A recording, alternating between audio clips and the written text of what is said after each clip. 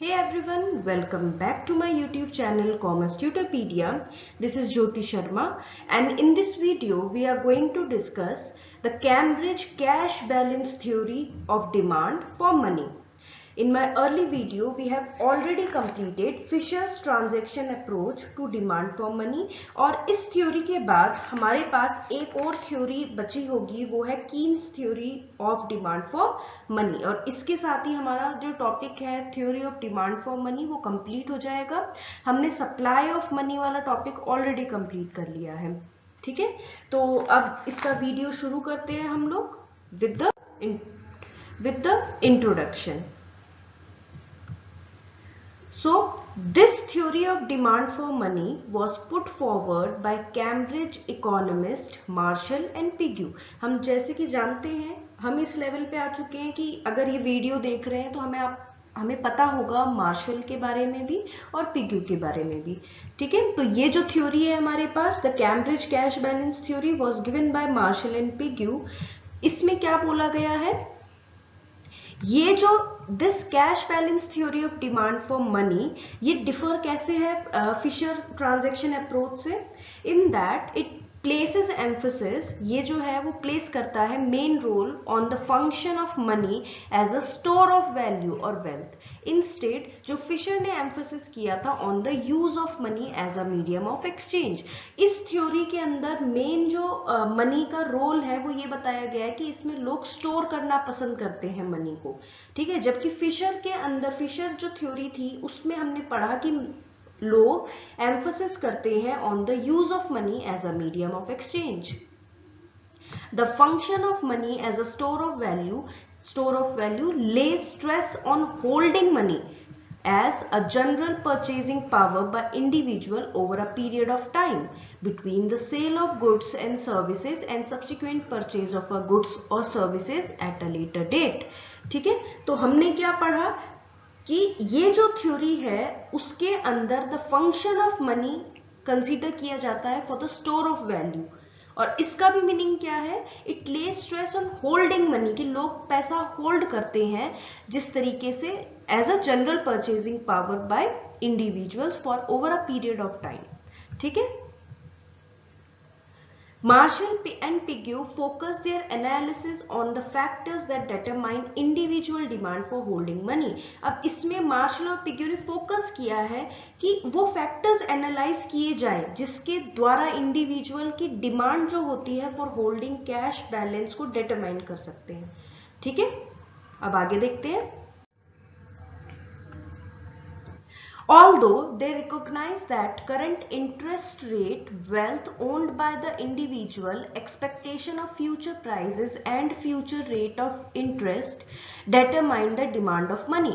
Although उन्होंने इस चीज को माना है कि current interest rate, wealth owned by the individuals, expectation of future prices and future rate of interest he determine करते हैं demand of money, they however believe that changes in these factors remains constant। चाहे इनमें कितनी change आ जाए वो constant रहते हैं, ठीक है। and they are proportional to the changes in individuals income। और ये क्या होते हैं कि उस हिसाब से चेंज होते हैं जिस हिसाब से इंडिविजुअल की इनकम चेंज होती है। They are proportional, they changes according to the change in the individuals income. Now thus जो मार्शल और पिग्यू ने they put forward a view that individuals demand for cash balances is proportional to nominal income. तो उन्होंने conclude किया study के बाद कि जो भी यहाँ पे जो डिमांड फॉर कैश बैलेंस होता है वो डायरेक्टली रिलेटेड किससे होता है, नॉमिनल इनकम से जो एक पर्सन की होती है। Thus, according to their approach, aggregate demand for money can be expressed as कि MD मतलब demand for money equals to K into PY। अब ये देखते हैं कि K और PY क्या है हमारे पास, where Y equals to real income, ये हमारा रियल इनकम है, ठीक है। P इंडिकेट करता है average price level of currently produced goods and services and PY equals to nominal income. और जो K की वैल्यू है ये एक ऐसा लिंक बताता है कि किस तरीके से नेशनल इनकम और जो कैश बैलेंस लोग होल्ड करना चाहते हैं उनके बीच में रिलेशन है, ठीक है। तो आई होप ये चीज समझ में आ गई होगी। ये आपके पास प्रपोर्शन है एज अ परसेंटेज जिसको आप बोल सकते हो, ये प्राइस है, ठीक है, और ये है प्राइस लेवल है, और ये है इनकम। बात समझ में आ गई? आगे आ जाते हैं। अब हम Cambridge cash balance approach to demand for money को इस डायग्राम के थ्रू समझने की कोशिश करेंगे। इस ग्राफ के थ्रू हमने एक्स एक्सिस के ऊपर भी मेजर नॉमिनल नेशनल इनकम जिसको हम पीवाई बोल रहे हैं, और on the x and on the x y axis the demand for money that is MD को हमने रिप्रेजेंट किया है। और हम ये देख सकते हैं that the demand for money in this Cambridge cash balance approach is the linear function of nominal income. Linear function का मतलब क्या होता है कि जैसे जैसे हमारी इनकम बढ़ रही है, जैसे जैसे इनकम बढ़ रही है, वैसे वैसे डिमांड फॉर मनी जो है या फिर जो होल्ड हम करना चाहते हैं वो हम बढ़ाते जा रहे हैं। हमें समझ में आ रही है चीज? जैसे जैसे ये इंक्रीज हो रही है वैसे वैसे डिमांड फॉर मनी भी इंक्रीज हो रही है हमें, ठीक है। इसीलिए द स्लोप जो है इस फंक्शन का इज इक्वल्स टू कि जैसे जैसे प्राइस या फिर नेशनल इनकम इंक्रीज हो रही है वैसे वैसे हमारे पास डिमांड फॉर मनी भी इंक्रीज हो रही है। Thus, the important feature of cash balance approach is that it makes the demand for money as a function of money income alone। हमने क्या शब्द यूज किया? alone। ये बोलते हैं कि केवल नेशनल इनकम से ही फर्क पड़ता है, ठीक है।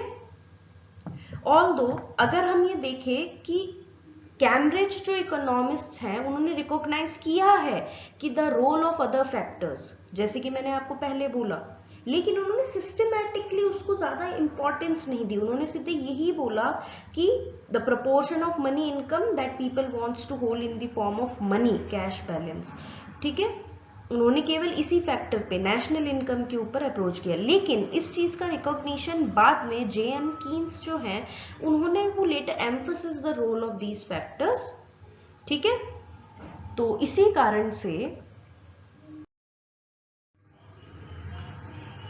the Cambridge approach is conceptually richer than the transactions approach. The former is incomplete because it does not formally incorporate the influence of economic variables just mentioned on the demand for cash balance. J.M. Keynes first attempted to eliminate this shortcomings. Another important feature of Cambridge demand for money function is that the demand for money is proportional function of nominal income। ये मैं पहले ही बता चुकी हूँ आपको।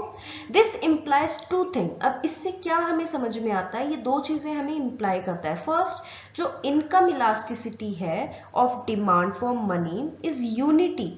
अब इसका मतलब क्या है कि जैसे जैसे इनकम बढ़ती है वैसे वैसे डिमांड फॉर मनी भी इंक्रीज होता है उतनी ही क्वांटिटी में। यूनिटी का मतलब होता है जितना इसमें चेंज उतना ही इसमें change. Secondly, price elasticity of demand for money is also equal to unity, so that any change in the price level causes equal proportionate change in the demand for money.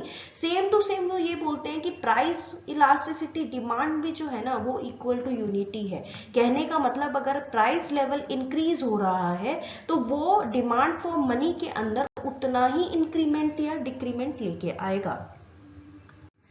उसके बाद अब हम पढ़ेंगे criticism, क्योंकि हर theory का criticism देखना हमें जरूरी होता है। तो first one is it has been pointed out by critics that other influences such as rate of interest, wealth expectation regarding future prices and rates of interest have not been formally introduced into the Cambridge theory of the demand for cash balances। और दूसरा है हमारे पास Cambridge economists did not provide any theoretical reason for being equal to unity। ये बस कहा गया था, ठीक है। तो इसी के साथ ही हमारे पास the Cambridge cash balance theory of demand for money complete होता है। और इन केस आप इसमें किसी भी तरीके की दिक्कत आती है तो आप मुझे कमेंट बॉक्स में कमेंट कर सकते हैं। And don't forget to like, share and subscribe commerce Tutorpedia. Thank you.